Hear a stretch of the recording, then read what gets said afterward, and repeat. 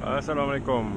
Hari ni kita nak kutip jambu Ni jambu madu Taiwan.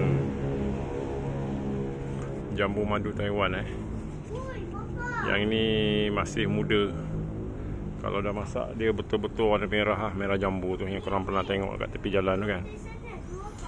Cuma kalau kita tak bubur racun, yang macam ni dah boleh ambil lah, kita mencuk.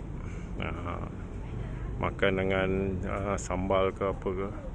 Kalau tunggu merah dia ada ulat dalam. Sebab kalau yang warna merah ni sebenarnya kita kena racun. Dia tak ada bermusim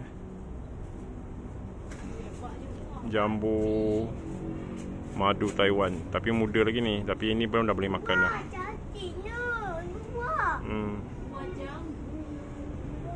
Makan rumah je.